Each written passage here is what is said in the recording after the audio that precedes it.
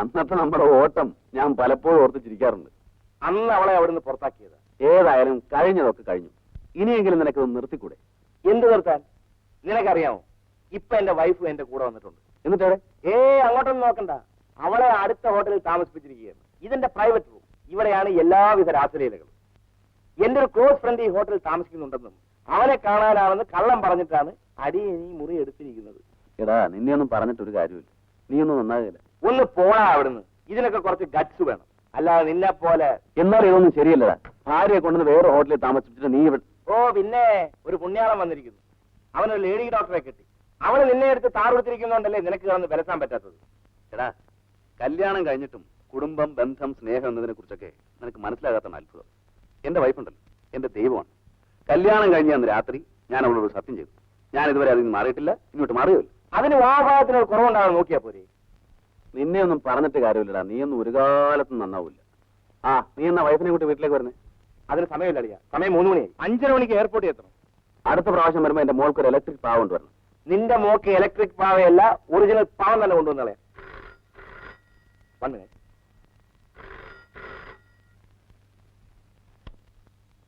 Hello. തുളസി, എന്താ തുളസി? ഇപ്പൊ വരാന്ന് പറഞ്ഞു പോയിട്ട് എത്ര നേരമായി ഗോപിട്ട?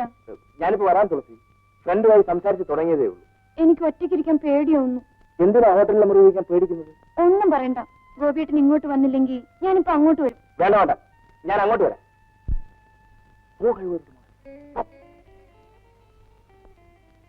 അല്ലേ, ഞാനിപ്പോ വരാം. ഞാനോട് ഒറ്റക്കിരിക്കുന്നത് ഇപ്പൊ വരാം. 5 മിനിറ്റ്. 5 മിനിറ്റ്. വരാം. നിനക്ക് എന്തോരം കുടിയാൻ വേണ്ടി? എന്തെങ്കിലും മതി. സാറിന് നല്ലൊരു ജ്യൂസ് കൊടുവേ.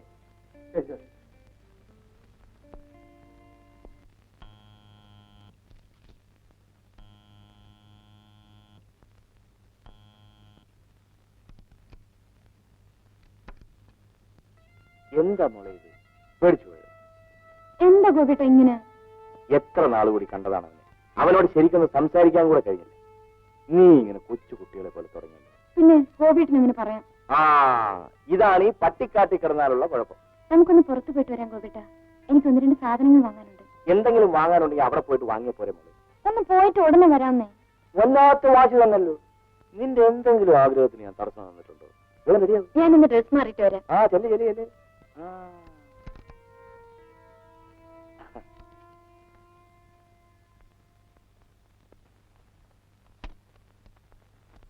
ഹലോ, ഓട്ടോ ഷാലിമാർ നോക്കി.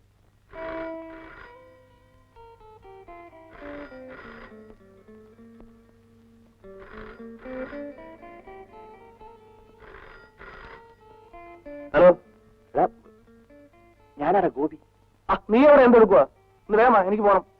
എന്റെ ഭാര്യ എന്നെ ഇപ്പൊ അങ്ങോട്ട് വിടുമെന്ന് തോന്നുന്നില്ല. ഞാൻ പോരുമ്പോ ഒരു കാര്യം പറയാൻ മറന്നുപോയി. ആ ബാത്റൂമിൽ ഞാനൊരു ലൈനിനെ അഡ്ജസ്റ്റ് ചെയ്ത് നിർത്തിയിട്ടുണ്ട്.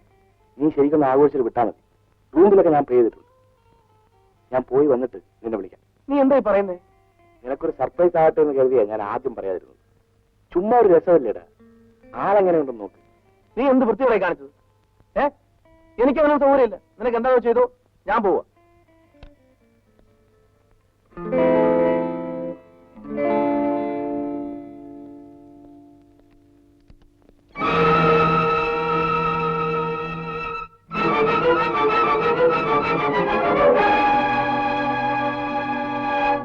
നിങ്ങളുടെ പേരെന്താ? രവി. ഇവൾ നിങ്ങളുടെ ആരാ? ഭാര്യയാണോ? അല്ല. അവളെ ഇവിടെ പിടിച്ചിറക്കാം. സാർ, ഞാനല്ലേ ഈ പെണ്ണെ ഇവിടെ കൊണ്ടുവന്നത്. ഞാൻ എന്റെ സ്നേഹിനെ കാണാൻ വേണ്ടി. സംഭവം എല്ലാം കഴിഞ്ഞിട്ട് രക്ഷപ്പെടാൻ നോക്കുകയാണോ? അല്ല സാർ, ഞാൻ ഒരു തെറ്റും ചെയ്തിട്ടില്ല. എന്താ നിന്റെ പേര്? രാധ. സാറ് ഇവളുടെ പേര് ജയശ്രീന്നാ. ഇവിടുത്തെ സ്ഥിരം പുള്ളിയാ. ഓഹോ. നടക്ക. സാർ, ഞാൻ പറയുന്നൊന്ന് കേൾക്കൂ സാർ. വേണ്ട വേണ്ട, ഒന്നും കേൾക്കണ്ട. എല്ലാ സ്റ്റേഷനിൽ ചെന്നിട്ട് സംസാരിക്കാം. നടക്കണം.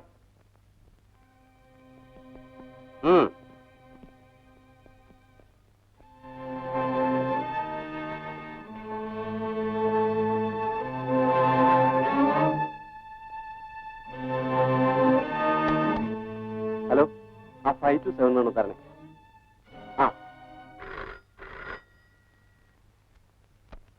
ഹലോ, അതെ, ഞാൻ ഗോപാല സംസാരിക്കുന്നത്.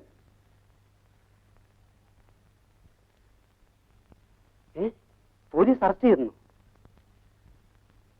അയ്യോ ചേട്ടാ, ഈ വിവരം ഞാൻ എങ്ങനെ ഡോക്ടറോട് പറയുന്നത്?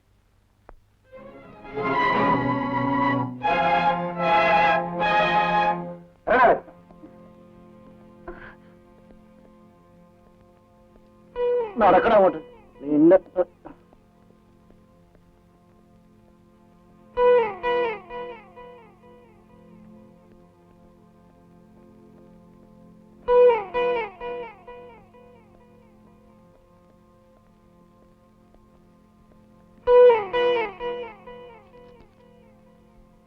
ഈ മുറിയിൽ ആരുമില്ലേ? ഇല്ല. എല്ലാ മുറികളും സെർച്ച് ചെയ്ത് കഴിഞ്ഞല്ലോ? കഴിഞ്ഞു സാർ. എല്ലാത്തിനും പിടിച്ച് വണ്ടി കയറ്റ. നടക്കാൻ നടക്കാൻ.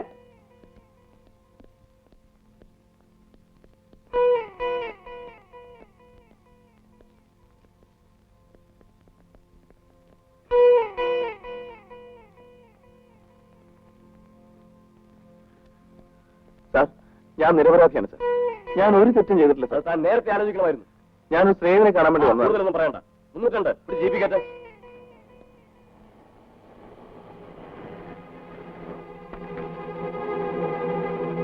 നടക്കണം.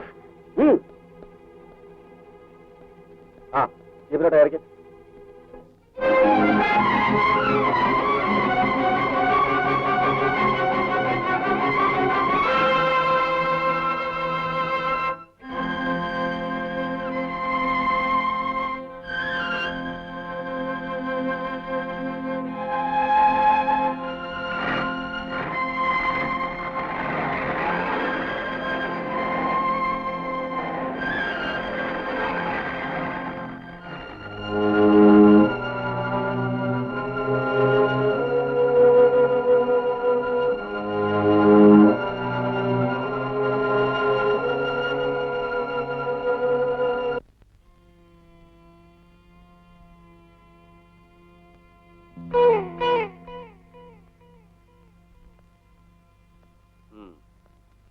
എല്ലാത്തിനെയും പിടിച്ചാത്തണം. കേട്ടോ?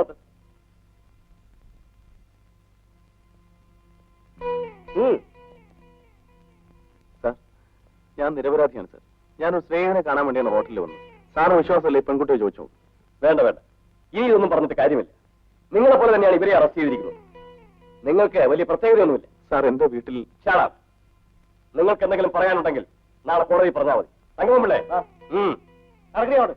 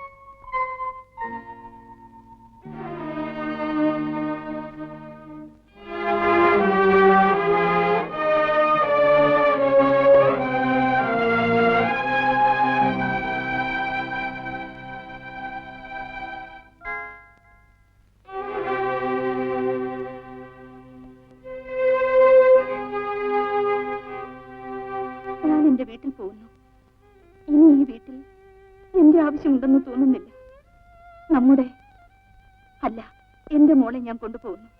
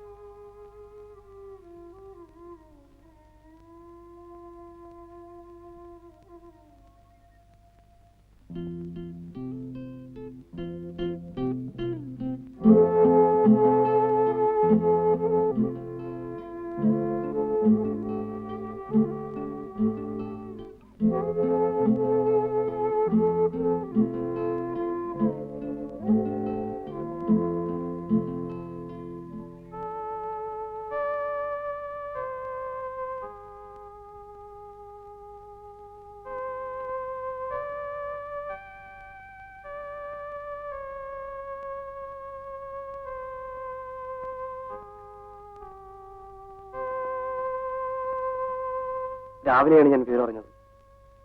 കോടതിയിൽ വന്നപ്പോൾ രവി ഇങ്ങോട്ട് വന്നു.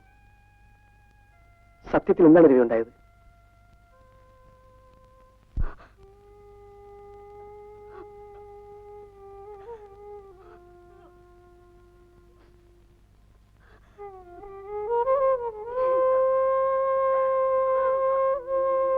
അന്ന് നിന്നോട് ഞാൻ ആവുന്നത്ര പറഞ്ഞതാ. അപ്പൊ നീ പറഞ്ഞു നിനക്ക് വിവരമുണ്ട്, വിദ്യാഭ്യാസമുണ്ട്, മറ്റുള്ളവണ്ട്, മത്സരമുണ്ടെന്നൊക്കെ. ഇപ്പൊ എന്തായി? ദേ പേപ്പറിലും വന്നിരിക്കുന്നു. ഇത് നാറാൻ ബാക്കിയില്ല.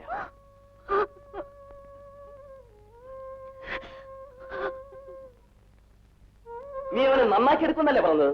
എന്നിട്ട് ഇപ്പൊ എന്തായി? വ്യഭിചാര കുറ്റത്തിന് പോലീസ് സ്റ്റേഷൻ വരെ കയറി. അവനൊന്നും ഒരു കാലത്തും ഗുണം പിടിക്കത്തില്ലടി.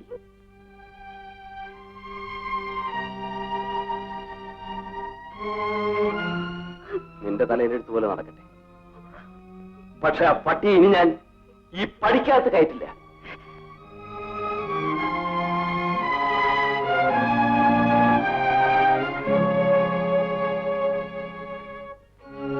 കോടതിയിൽ നിന്ന് വരുന്ന വഴിയായിരിക്കും. ജാമ്യത്തിൽ ഇറക്കാൻ ആരെങ്കിലും അയക്കണമെന്ന് വിചാരിച്ചിരിക്കുകയായിരുന്നു.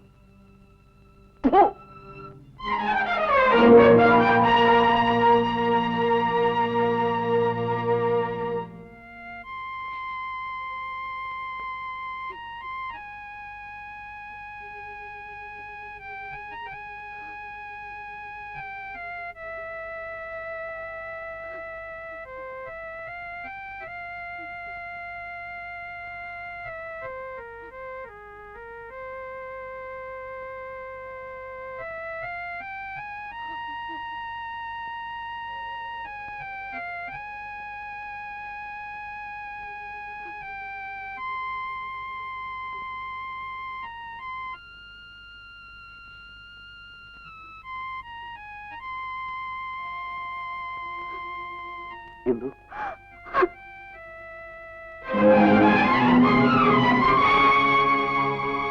എന്തു ഞാൻ നിങ്ങൾ എന്തിനാ ഇവിടെ വന്നത്? ഞാൻ പറയുന്നത് കേൾക്കൂ. നീ എന്നെ തെറ്റിദ്ധരിച്ചിരിക്കുകയാണ്. എനിക്കൊരു തെറ്റിദ്ധാരണയില്ല. എല്ലാം ഇന്നലത്തേതോടുകൂടി തീർന്നു. എനിക്കൊന്നും അറിയില്ല. ഞാൻ നിരപരാധിയാണ്. നിരപരാധിയോ? കഴിഞ്ഞ 5 വർഷമായി നിങ്ങൾ എന്നെ പറഞ്ഞു വഞ്ചിച്ചുകൊണ്ടിരിക്കുകയായിരുന്നു. ഈശ്വരന് തുല്യമായാണ് ഞാൻ എന്റെ ഭർത്താവിനെ സ്നേഹിച്ചത്. എന്നോടത് ചെയ്യാൻ ഇന്ന് ഞാൻ പറയുന്നത് വേണ്ട. നിങ്ങൾ പറയാൻ പോകുന്നത് എന്താണെന്ന് എനിക്കറിയാം. നിങ്ങൾ നിരപരാധിയാണെന്നും നിങ്ങളുടെ കൂട്ടുകാരനാണ് ഇതൊക്കെ ചെയ്തതെന്നും നിങ്ങൾ അബദ്ധത്തിൽ ചെന്നപ്പെട്ടതാണെന്നും ഒക്കെയല്ലേ നിങ്ങൾ പറയാൻ പോകുന്നത്. അതുകൊണ്ട് അതിനെക്കുറിച്ചൊന്നും വിശദീകരിക്കണ്ട. നിങ്ങളുടെ യഥാർത്ഥ രൂപം ഞാൻ ഇന്നലെ ആ ഹോട്ടലിന്റെ മുമ്പിൽ വെച്ച് കണ്ടതാണ്. ഇനി മേലാൽ എന്റെ പേരും പറഞ്ഞ് ഇവിടെ വരരുത്.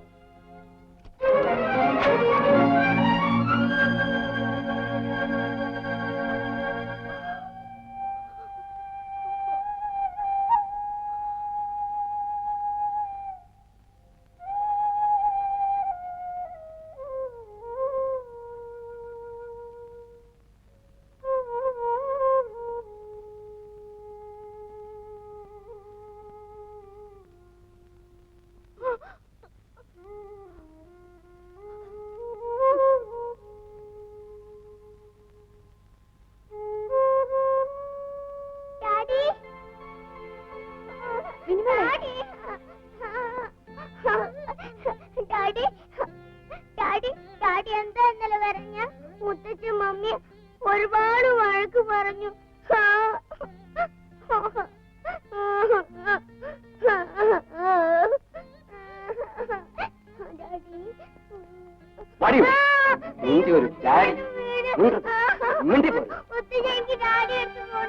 ഡാഡിയുടെ കാര്യം ഇവിടെ പറഞ്ഞാൽ